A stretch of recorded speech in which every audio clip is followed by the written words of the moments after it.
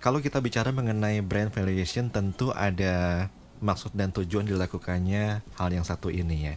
Ini maksud dan tujuannya sebenarnya apa sih, Mbak Elis atau Pak Edi yang bisa menjelaskan? Mbak Elis dulu deh ya. Saya coba jawab dulu ya, Heeh. Mas. Kita ingin mengetahui nilai suatu brand itu ketika 2 poin Iya. atau 2 saat ya. Yang pertama, kita ingin mengetahui liquidation value Oke. atau nilai ketika kita ingin melikuidasi suatu brand. Mm-mm.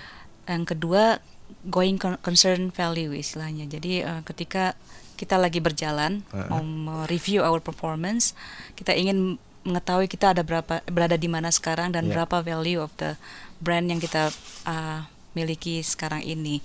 Detailnya mungkin pakarnya bisa lebih menjelaskan. Silakan Pak Edi. Bukan pakar.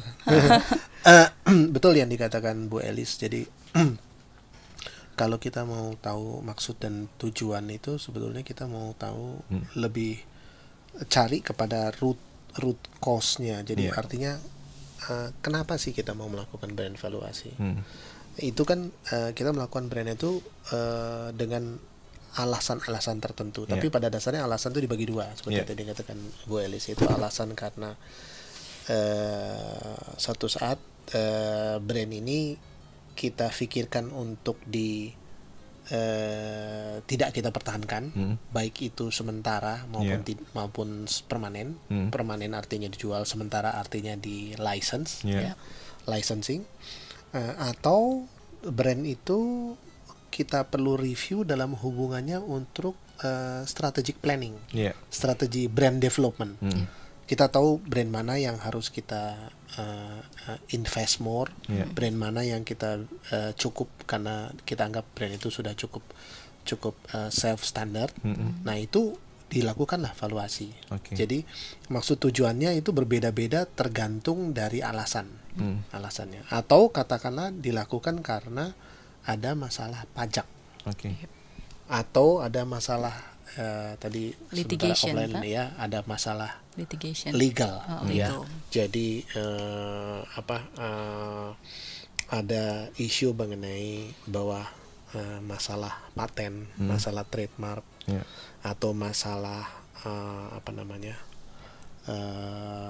pengkopian segala macam. Nah itu akhirnya akan menggunakan proses valuasi karena kemudian ada satu nilai yang disepakati Oke. dari legal tadi, dari legal dispute atau litigation itu. Oke. Nah, itu dilakukan. Baik, beberapa kali kan kayak kita sering ngobrol ya Pak Edi ya.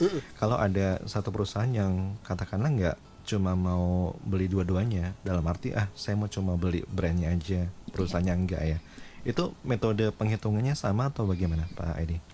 Ya, jadi begini, sebelum brand valuasi muncul itu sudah ada yang namanya business valuation. Iya. Nah, valuasi pada satu bisnis itu valuasi pada the whole entire company. Jadi seluruh perseroan itu dinilai. Iya. Nah, cuma kenapa tadi brand valuation ini muncul? Ada satu hal yang menarik. Kalau kita bicara investasi, itu biasanya dalam satu perusahaan itu perseroan dilakukan dalam satu proses yang disebut namanya capital expenditure. Iya. Nah, capital expenditure itu yang menarik, kita spend 100 miliar misalnya, atau 10 miliar, tapi nilai perusahaan akibat investasi tersebut makin lama makin turun, secara akuntansi, karena ada faktor yang namanya depresiasi sama amortisasi. Nah, padahal investasi yang kita lakukan 10 miliar 10 tahun lalu itu membuat perusahaan kita itu 10 kali lebih besar dari 10 tahun lalu. Yeah. Ini kan ada sesuatu yang aneh, yang Ada gap. triggering, kok harusnya turun dia malah naik. Nah, disitulah ternyata bahwa ketika melakukan bisnis valuasi itu ada yang hidden, ada yang tersembunyi, Yeah. yang nggak ternilai. Tapi yang tidak ternilai itu bahkan menjadi mayoritas Yeah. daripada nilai itu sendiri. Nah, ketika dilakukan itu biasa dilakukan itu dalam satu hal itu dilakukan bersama-sama. Yeah. Tapi dua-dua itu punya metode dan nilai yang berbeda. Karena itu dalam melakukan brand valuasi, kalau nggak salah pernah kita bahas waktu dengan Pak Sakti dulu, salah satu stepnya adalah memisahkan Yeah.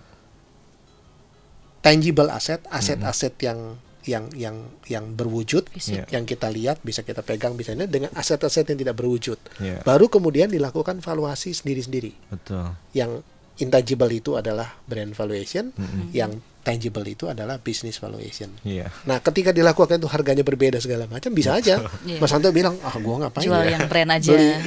beli perusahaannya rese. Dia bilang ada ininya, ada itunya, ada kewajibannya, ada utangnya, ada segala macam. Sementara kalau yang brandnya mulus-mulus aja gitu loh. Ya gua beli brandnya aja deh. Iya, bisa aja. Apalagi yang namanya performa perusahaan ini nggak selalu berbanding lurus ya dengan yang namanya nilai satu brand itu ya, Pak Edi ya. Katakanlah performanya bagus, brandnya juga belum tentu kan ya? Ya, karena begini, kita mesti lihat dalam satu perusahaan belum tentu hanya punya satu brand. Betul. Kita mesti bedakan yang namanya corporate brand sama Product brand sama product brand. Iya. Ketika bilang corporate brandnya memang mungkin Bagus. nggak bagus, karena diterpa isu-isu tadi ya, mm. yang tadi kita bahas di luar. Jadi isu-isu yang kadang-kadang isu politis, isu-isu sosial, ada segala macam. Jadi membuat itu. Tapi kalau kita bicara produknya, bagus, itu cerita yang lain gitu loh. Jadi makanya ketika kita melakukan valuasi itu kita langsungkan harus secara agregat, secara komprehensif.